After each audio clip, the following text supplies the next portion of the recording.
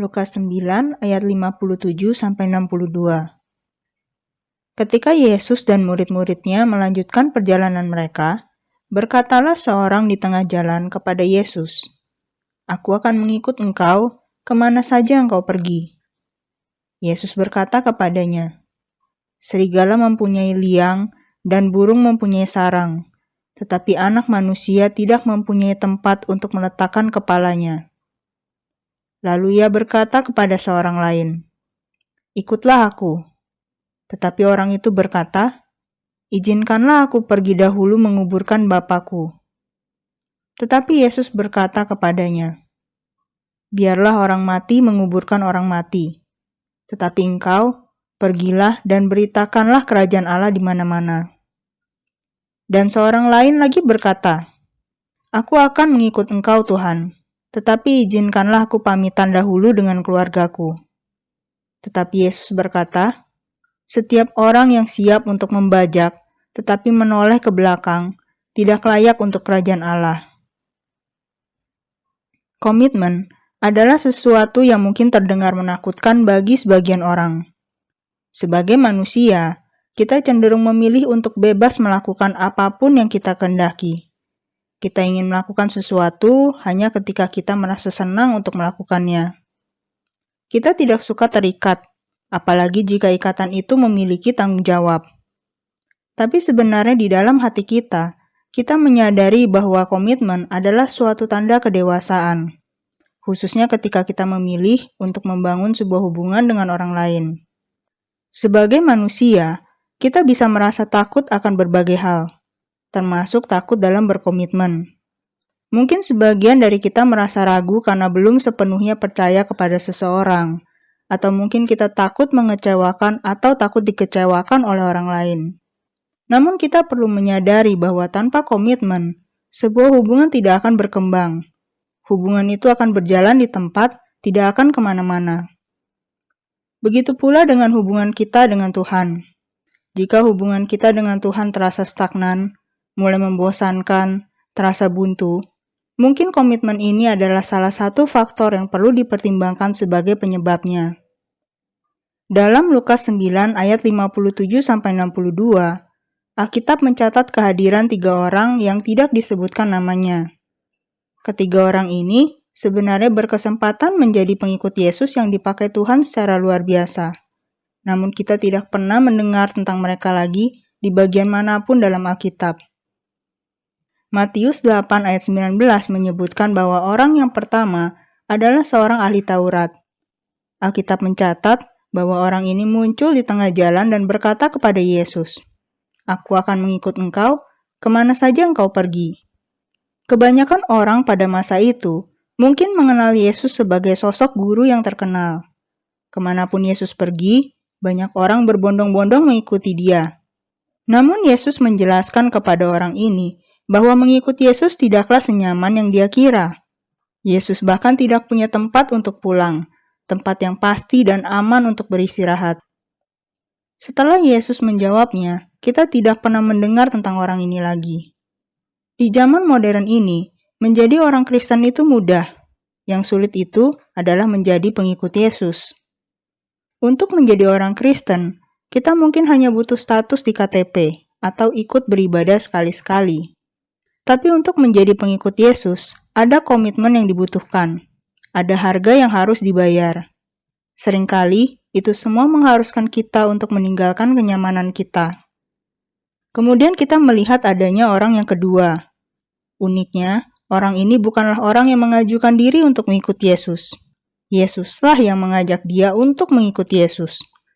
Tetapi orang ini berkata, "Izinkanlah aku pergi dahulu menguburkan Bapakku." Lalu Yesus menjawab, "Biarlah orang mati menguburkan orang mati. Tetapi engkau, pergilah dan beritakanlah kerajaan Allah di mana-mana." Jawaban Yesus mungkin membingungkan kita yang hidup di masa sekarang. Loh, bukannya firman Tuhan mengajarkan kita untuk menghormati orang tua?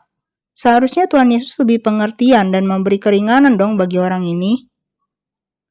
Jika kita mempelajari latar belakang tradisi pada masa itu, kita akan memahami bahwa pernyataan orang yang kedua ini bukan berarti dia sedang berkabung atas ayahnya yang baru meninggal.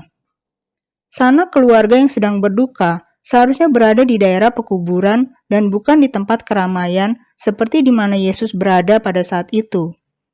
Pernyataan orang kedua ini dapat mengacu pada suatu upacara yang akan dilakukan pada waktu yang tidak dapat dipastikan. Yesus, yang adalah Tuhan yang Maha Mengetahui, menyadari bahwa orang ini menunda untuk merespon panggilannya karena dia masih terikat oleh urusan-urusan yang duniawi.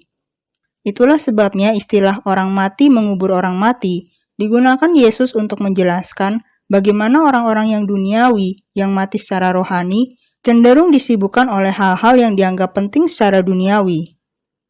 Yesus mengingatkan agar orang ini mengarahkan pandangannya pada hal-hal yang rohani, agar dia pergi dan memberitakan kerajaan Allah. Begitu pula dengan kita hari ini. Terkadang, urusan-urusan duniawi dalam hidup kita belum tentu merupakan hal-hal yang buruk. Namun bisa jadi, urusan-urusan duniawi ini menggeser prioritas kita, sehingga kita sulit untuk berkomitmen kepada Tuhan. Kita dapat menjadikan keluarga kita, pekerjaan kita, sekolah kita, apapun itu, sebagai alasan bahwa kita terlalu sibuk untuk berkomitmen bagi Tuhan. Kemudian kita melihat munculnya orang yang ketiga yang berkata, "Aku akan mengikut Engkau, Tuhan, tetapi izinkanlah aku pamitan dahulu dengan keluargaku." Namun Yesus menjawab, "Setiap orang yang siap untuk membajak tetapi menoleh ke belakang tidak layak untuk kerajaan Allah." Mungkin kita yang hidup di masa sekarang agak bingung mendengar respon Yesus. Namun jika kita mengacu pada tradisi pada masa itu, berpamitan itu dapat berupa pesta perpisahan yang dihadiri oleh berbagai sanak keluarga.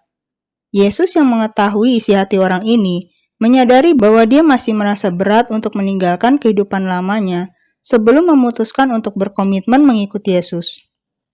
Dalam kehidupan kita, terkadang ada yang membebani kita sehingga kita sulit untuk berkomitmen kepada Tuhan.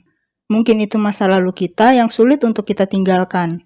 Mungkin itu kekhawatiran kita akan hari esok. Mungkin itu keraguan kita untuk benar-benar percaya kepada Tuhan.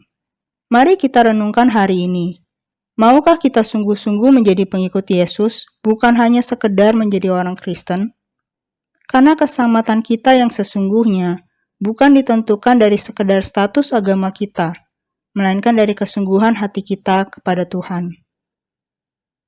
Sudah dengar season menanti sharing tentang bagaimana kita jadi seorang Kristen.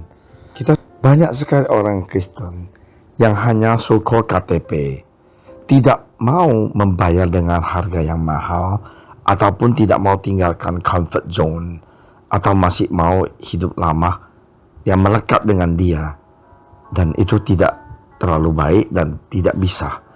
Kita memang kalau sudah ikut Yesus, kadang-kadang kita ada perkorbanan ya, korban hobi kita lah, teman-teman kita lah, dan pola hidup kita lah, dan kebiasaan kita kadang-kala. Tapi ingat, semuanya itu ada kebaikan yang Tuhan mau kita lakukan, yaitu tinggalkan hidup lama kita menjadi ciptaan baru di dalam Kristus. Ya, mari kita sama-sama berdoa, biar kita juga mempunyai komitmen yang lebih tinggi, lebih dalam lagi untuk cinta Tuhan ya. Tuhan Yesus, terima kasih atas firman Engkau. Biarlah Tuhan kami jangan mempunyai alasan untuk mau mengikut Engkau Tuhan. Kami mau mengatakan, iya ini aku Tuhan, utuslah aku, ini aku Tuhan, pakailah aku, ini aku, tangkaplah aku. Terima kasih Tuhan Yesus. Dalam nama Engkau Tuhan Yesus, kami telah berdoa.